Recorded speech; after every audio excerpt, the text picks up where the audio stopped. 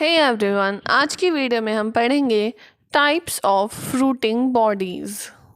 ये fruiting bodies हमें fungi में देखने को मिलती हैं। तो ये हमें फंजाई में तब मिलती है जब फंजाई में सेक्सुअल रिप्रोडक्शन होता है। तो सेक्सुअल रिप्रोडक्शन के बाद कुछ फंजाई में एक स्ट्रक्चर फॉर्म होती है जिसको हम फ्रूटिंग बॉडीज़ कहते हैं। इनका साइज अलग अलग हो सकता है, शेप अलग अलग हो सकती है, स्ट्रक्चर अलग अलग हो सकती है अलग अलग ग्रुप की फंजाई में। तो सबसे पहली है oospores। ये oospore thick walled sexual spores होते हैं क्योंकि ये सेक्सुअल रिप्रोडक्शन के बाद बनते हैं और इनके ऊपर एक थिक सी कवरिंग होती है।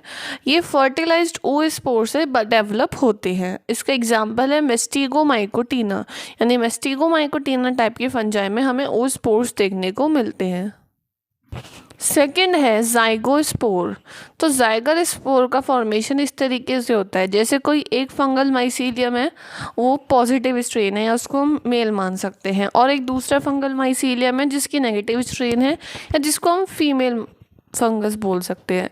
जब ये दोनों एक दूसरे के कांटेक्ट में आते हैं तो इनका जो टिप वाला पार्ट होता है, गेमिटेंजिया वाला, वो आपस में कांटेक्ट में आता है। फिर इसके अंदर की जो न्यूक्लियाई हैं वो आपस में फ्यूज़ होते हैं। इस न्यूक्लियस की फ्यूज़न होने को हम बोलते हैं कैरियोगैमी। और जब न्यूक्लियस का फ्यूज़न हो जाता है तो जाइगोट का फॉर्मेशन हो जाता है, जो कि 2n होते हैं। यानी n गेमिटेंजिया जब आपस में कांटेक्ट में आते हैं तो न्यूक्लियस का फ्यूज़न होता है और न्यूक्लियस के फ्यूज़न से जाइगोट का फॉर्मेशन होता है। इसको हम जाइगोस्पोर्स कहते हैं या फिर जाइगोस्पोरेंजियम कहते हैं। नेक्स्ट है एस्कोकार्प। इसको हम एस्कोमा भी कहते हैं। ये एस्कोमाइसिटीज टाइप की फंगस में फ्रूटिंग बॉडीज़ हमें मिलती है। अब साइज़ के बेसिस पर इसको हम 4 पार्ट्स में बांट सकते हैं। सबसे पहला है क्लीस्टोथीसियम। ये जो क्लीस्टोथीसियम होते हैं वो ग्लोबोज होते हैं, यानी गोल शेप की होते हैं, और ये कम्प्लीटली क्लोज्ड होते हैं किसी न किसी वॉल से, और इसमें कोई भी ओपनिंग नहीं होती, यानी कहीं भी ऐसी ऑस्टियोल नहीं होता जहाँ से स्पोर्स बाहर निकल सके। ये पूरी तरीके से कवर्ड रहता है। जो एस्कोमेटल वॉल होती है, यानी इसके चारों तरफ जो वॉल होती है, उसको हम कहते हैं पेरिडियम। तो इसके अंदर बनते हैं एस्कोस्पोर्स, और ये तब रिलीज़ होते हैं जब ये बाहर वाली वॉल पूरी तरीके से डिस्ट्रॉय हो जाती है, ख़त्म हो जाती है, तब जाके ये स्पोर्स बाहर आ पाते हैं। इसका एग्जांपल है एस्परजिलस और पेनिसिलियम। ये है क्लीस्टोथीसियम का एग्जांपल। ये गोल सी स्ट्रक्चर होती है, चारों तरफ एक वॉल से कवर्ड रहती है। इसके अंदर बनते हैं एस्कोस्पोर्स। ये तब तक बाहर नहीं निकलेंगे जब तक कि बाहर वाली सेल डिस्ट्रॉय ना हो जाए। तो जब बाहर वाली सेल डिस्ट्रॉय होगी तब ये बाहर निकल के आ पाएंगे। नेक्स्ट है पेरिथीसियम। ये पेरिथीसियम फ्लास्क शेप्ड स्ट्रक्चर होती है। ये माइक्रोस्कोपिक होती है, यानी कि इसका साइज़ बहुत ही छोटा होता है कि हमें इसको माइक्रोस्कोप से देखना पड़ता है। ये एम्बेडेड रहती है सबस्ट्रेट के अंदर, जिसको हम कहते हैं स्ट्रोमा। इसका एग्जाम्पल है क्लेविसेप्स। ये इसका डायग्राम है। ये फ्लास्क शेप इसकी स्ट्रक्चर है। यहाँ पर इसमें पोर होता है। क्लीस्टोथीसियम में कोई पोर नहीं था, बट यहाँ पर ये पोर होता है और इस पोर को हम कहते हैं ऑस्टियोल। अब इसमें ये हेयर लाइक से स्ट्रक्चर निकली है, इसको बोलते हैं पेरिफाइसिस। बीच में ये जो कैविटी है इसको बोलते हैं हम एंट्रम, और ये चारों तरफ जो सेल्स हैं इसको बोलते हैं पेरिडियम, और बीच में यहाँ पर लगे रहते हैं एस्कोस्पोर्स।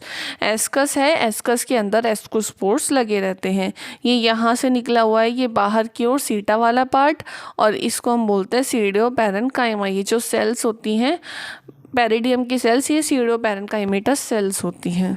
और नीचे निकल रहा है ये फंगल हाइफा, यानी फंगल हाइफा के ऊपर यहाँ पे पेरिथीसियम लगा हुआ है। थर्ड है एपोथीसियम। एपोथीसियम को एपोथीसिया भी कहते हैं। ये वाइड होती है, ओपन होती है, और इसकी शेप सॉसर जैसी होती है या फिर कप शेप्ड होती है। ये सेसाइल होते हैं, मतलब कि कोई भी स्टॉक नहीं होता इसमें, किसी भी डंडी के सहारे कनेक्ट नहीं रहते, डायरेक्टली कनेक्ट रहते हैं, फ्लैशी होते हैं। और ये 3 पार्ट होते हैं इसके, हिम्नियम, हाइपोथीसियम और एक्सिप्यूलम।